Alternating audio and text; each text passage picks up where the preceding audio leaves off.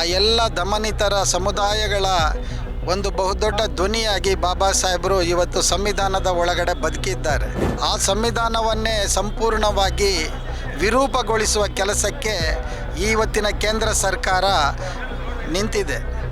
ಈ ಮನುವಾದಿಗಳಿಗೆ ಈ ಮನುಸ್ಮೃತಿಯ ಏನು ಅದನ್ನು ಪ್ರಮೋಟ್ ಮಾಡ್ತಾ ಇದ್ದಾರೆ ಅವರಿಗೆ ಇವತ್ತು ಸಂವಿಧಾನ ಒಂದು ರೀತಿ ಅಡಕತ್ತರಿಯಾಗಿ ಕುಂತುಬಿಟ್ಟಿದೆ.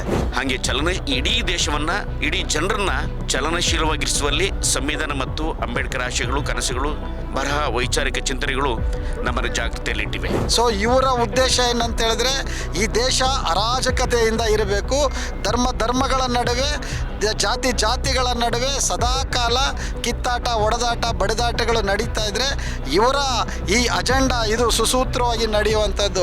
ಅದಕ್ಕೆ ದೊಣ್ಣೆ ಹಿಡ್ಕೊಂಡು ಇವತ್ತು ದೇಶ ಸುತ್ತಾ ಇದ್ದಾರೆ. ಜೈ ಭೀಮ್, ಜೈ ಜೈ ಜೈ ಜೈ ಜೈ ಭೀಮ್, ಜೈ ಭೀಮ್, ಜೈ ಭೀಮ್, ಜೈ ಜೈ ಜೈ ಜೈ ಜೈ ಭೀಮ್, ಜೈ ಭೀಮ್, ಜೈ ಭೀಮ್. ವೀರಮಣಿ ಶಿಕ್ಷಾಪದಂ ಸಮಾಧಿಯಾಮಿ. ವಿಶ್ವಜ್ಞಾನಿ ಬೋಧಿಸತ್ವ ಡಾಕ್ಟರ್ ಬಾಬಾ ಸಾಹೇಬ್ ಅಂಬೇಡ್ಕರ್ ಅವರ ಪರಿನಿಬ್ಬಾಣ ದಿನ ಇವತ್ತು. ವಿಶೇಷವಾಗಿ ಜಗತ್ತಿನ ಶೋಷಿತ ಸಮುದಾಯಗಳು ತಬ್ಬಲಿಯಾದಂಥ ದಿನ. ಯಾಕಂದರೆ ಬಾಬಾ ಸಾಹೇಬರು ಗಡಿಗಳನ್ನು ದಾಟದವರು. ಶೋಷಿತರ ಕಣ್ಣೀರು, ಶೋಷಿತರ ಹಸಿವು ಮತ್ತು ಆಕ್ರಂದನ ಅದು ವಿಶ್ವವ್ಯಾಪಿ ಅದು. ಹಾಗಾಗಿ ಎಲ್ಲ ಧರ್ಮೀಯರ ಸಂಕಟಗಳು ಒಂದೇನೆ, ಎಲ್ಲ ಭಾಷಿಕರ ಸಂಕಟಗಳು ಒಂದೇನೆ. ಆ ಎಲ್ಲ ದಮನಿತರ ಸಮುದಾಯಗಳ ಒಂದು ಬಹುದೊಡ್ಡ ಧ್ವನಿಯಾಗಿ ಬಾಬಾ ಸಾಹೇಬರು ಇವತ್ತು ಸಂವಿಧಾನದ ಒಳಗಡೆ ಬದುಕಿದ್ದಾರೆ. ಆ ಸಂವಿಧಾನವನ್ನೇ ಸಂಪೂರ್ಣವಾಗಿ ವಿರೂಪಗೊಳಿಸುವ ಕೆಲಸಕ್ಕೆ ಇವತ್ತಿನ ಕೇಂದ್ರ ಸರ್ಕಾರ ನಿಂತಿದೆ. ಕೇಂದ್ರ ಸರ್ಕಾರಕ್ಕೆ ಕೇವಲ ಬಾಬಾ ಸಾಹೇಬರ ಬಗ್ಗೆ ಹೃದಯದಾಳದ ಮಾತುಗಳಲ್ಲ, ಅದು ಬರ್ತಾ ಇರೋದು ಮೆದುಳಿನಿಂದ, ಅಂತರಾಳದಿಂದ ಬರ್ತಾ ಇಲ್ಲ. ಮೆದುಳಿನಿಂದ ಬರುವಂಥದ್ದಕ್ಕೆ ಅದಕ್ಕೆ ಯಾವುದೇ ರೀತಿಯ ಶಕ್ತಿ ಇರೋದಿಲ್ಲ. ಹಾಗಾಗಿ BJP ಅವರಾಗಲಿ, RSS ಆಗಲಿ, ಅಥವಾ ಈ ಕೇಂದ್ರ ಸರ್ಕಾರ ಆಗಲಿ ಅಂಬೇಡ್ಕರ್ ಬಗ್ಗೆ, ಬಾಬಾ ಸಾಹೇಬ್ರ ಬಗ್ಗೆ ಮಾತಾಡುತ್ತೆ ಅಂದರೆ ಅವರನ್ನು ಒಂದು ರೀತಿಯಲ್ಲಿ ಅಪ್ರೋಪ್ರಿಯೇಟ್ ಮಾಡ್ಕೊಳ್ಳೋದಕ್ಕೆ, ಅವರನ್ನು ಅಪೋಷಣ ತೆಗೆದುಕೊಳ್ಳೋದಕ್ಕೆ ನಡೆಸ್ತಾ ಇರುವಂತಹ ತಂತ್ರಗಾರಿಕೆನೇ ಹೊರತು ಬಾಬಾ ಸಾಹೇಬರು ನಿಜವಾಗಲೂ ಒಂದು ಬಹುತ್ವ ಭಾರತವನ್ನು ಕಟ್ಟೋದಕ್ಕೆ ಅವರು ಈ ಸಂವಿಧಾನವನ್ನು ರಚನೆ ಮಾಡಿದ್ದಾರೆ. ಆ ಕಾರಣಕ್ಕಾಗಿಯೇ we the people of India ಅಂತ ಆರಂಭ ಆಗುವಂಥದ್ದು ನಮ್ಮ ಸಂವಿಧಾನ ಪೀಠಿಕೆಯಲ್ಲಿ. ಎಲ್ಲರಿಗೂ ಸ್ವಾತಂತ್ರ್ಯ, ಸಮಾನತೆ ಮತ್ತು ಸಹೋದರತೆ, ನ್ಯಾಯ ಈ ಎಲ್ಲ ದೊರಕಬೇಕು ಅನ್ನುವಂಥದ್ದು ಬಾಬಾ ಸಾಹೇಬ್ ಅಂಬೇಡ್ಕರ್ ಅವರ ಆಳವಾದ ಆಶಯ. ಇದು ಈ ಮನುವಾದಿಗಳಿಗೆ ಈ ಮನುಸ್ಮೃತಿಯ ಏನು ಅದನ್ನು ಪ್ರಮೋಟ್ ಮಾಡ್ತಾ ಇದ್ದಾರೆ ಅವರಿಗೆ ಇವತ್ತು ಸಂವಿಧಾನ ಒಂದು ರೀತಿ ಅಡಕತ್ತರಿಯಾಗಿ ಕುಂತುಬಿಟ್ಟಿದೆ. ಹೇಗಾದರೂ ಮಾಡಿ ಸಂವಿಧಾನವನ್ನು ನಿವಾರಣೆ ಮಾಡಬೇಕು ಅನ್ನೋದೇ ಅವರ ಆಶೆ. ಅದಕ್ಕಾಗಿ ಈ ದೇಶದ ಗೃಹ ಮಂತ್ರಿ ಆದಂಥ ಅಮಿತ್ ಶಾ ಹೇಳ್ತಾ ಇರುವಂಥದ್ದು ಅಂಬೇಡ್ಕರ್ ಅಂಬೇಡ್ಕರ್ ಅಂಬೇಡ್ಕರ್ ಅನ್ನೋದೊಂದು ಫ್ಯಾಷನ್ ಆಗಿಬಿಟ್ಟಿದೆ. ಆದರೆ ದೇವರ ಹೆಸರು ಹೇಳಿದರೆ ಇಷ್ಟೊತ್ತಿಗೆ ಸ್ವರ್ಗಕ್ಕೆ ಹೋಗ್ತಾಯಿದ್ರು ಅಂತ ಈ ನೀಚ ಮನಸ್ಸಿದೆಯಲ್ಲ, ಈ ನೀಚ ಮನಸ್ಸಿನ ಒಳಗಡೆ ಎಂಥ ಒಂದು ಕೆಟ್ಟ ನೀಚ ಪ್ರವೃತ್ತಿ ಇದೆ ಅನ್ನೋದನ್ನು ನಮ್ಮ ಸಮುದಾಯಗಳು, ನಮ್ಮ ಭಾರತೀಯರು ಅರ್ಥ ಮಾಡಿಕೊಳ್ಬೇಕು.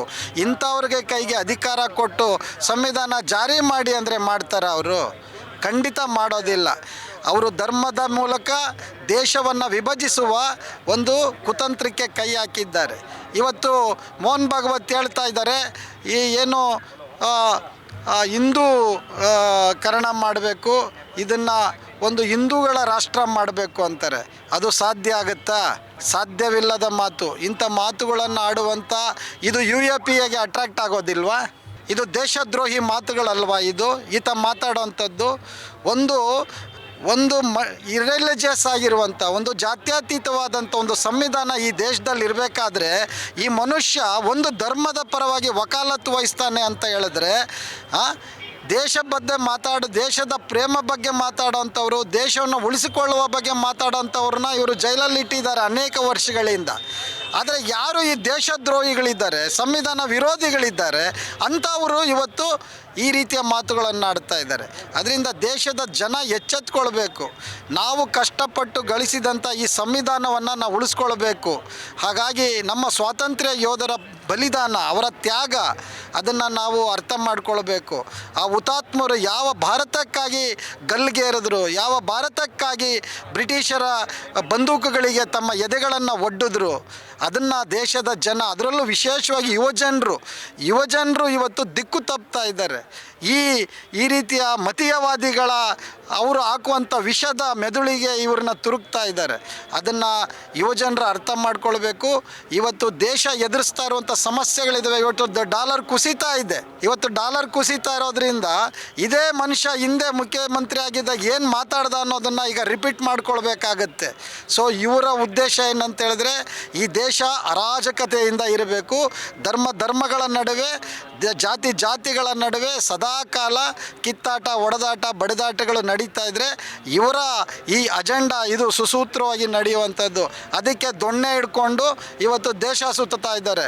ದೊಣ್ಣೆ ಹಿಡ್ಕೊಂಡ್ರೆ ದೇಶ ಕಟ್ಟಕ್ಕಾಗತ್ತಾ? ದೇಶ ಕಟ್ಟಬೇಕಾದ್ರೆ ಜನತೆಗೆ ಅವರಿಗೆ ಕೆಲಸ ಕೊಡಬೇಕು, ಅವರಿಗೆ ಒಂದು ರೀತಿಯ ಅವಕಾಶಗಳ ಸೃಷ್ಟಿ ಆಗಬೇಕು, ದುಡಿಯುವ ಕೈಗಳಿಗೆ ಉದ್ಯೋಗಗಳು ಕೊಡಬೇಕು. ಅದು ಬಿಟ್ಟುಬಿಟ್ಟು ದೊಣ್ಣೆ ಕೊಟ್ಬಿಟ್ಟು ಇವರು ಪಥಸಂಚಲನ ಮಾಡಿದ್ರೆ ಅದೆಲ್ಲ ನಡೆಯೋದಿಲ್ಲ. ಇಲ್ಲಿ ಅದಕ್ಕೆ ಅವಕಾಶವೂ ಇಲ್ಲ.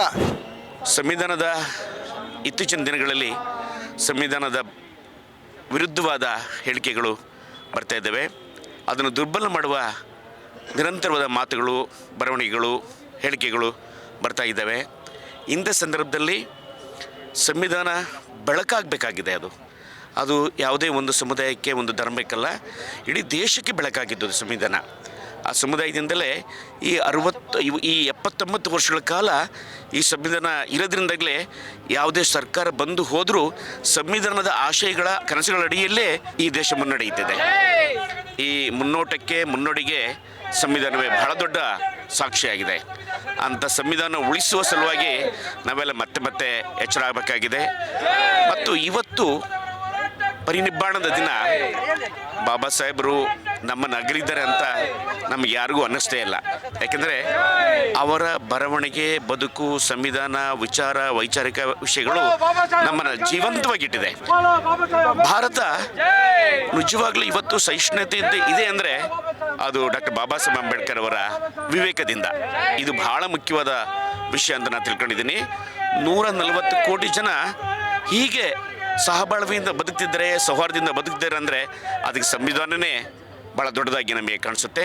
ಆ ಶ್ರೇಷ್ಠ ಸಂವಿಧಾನ ಕೊಟ್ಟವರು ಡಾಕ್ಟರ್ ಬಾಬಾ ಸಾಹೇಬ್ ಅಂಬೇಡ್ಕರ್ ಅವರು. ಹಾಗೆ ಇಡೀ ದೇಶವನ್ನು, ಇಡೀ ಜನರನ್ನು ಚಲನಶೀಲವಾಗಿರಿಸುವಲ್ಲಿ ಸಂವಿಧಾನ ಮತ್ತು ಅಂಬೇಡ್ಕರ್ ಆಶಯಗಳು, ಕನಸುಗಳು, ಬರಹ, ವೈಚಾರಿಕ ಚಿಂತನೆಗಳು ನಮ್ಮನ್ನು ಜಾಗೃತಿಯಲ್ಲಿಟ್ಟಿವೆ. ಹಾಗಾಗಿ ಈ ಪರಿನಿಬ್ಬಾಣ ದಿನ ನಾವು ಮತ್ತೆ ಎಚ್ಚರ ಆಗುವ ದಿನ ಅಂತ ನಾನು ಭಾವಿಸಿದ್ದೀನಿ. ನಮಸ್ಕಾರ. ಜೈ ಭೀಮ್.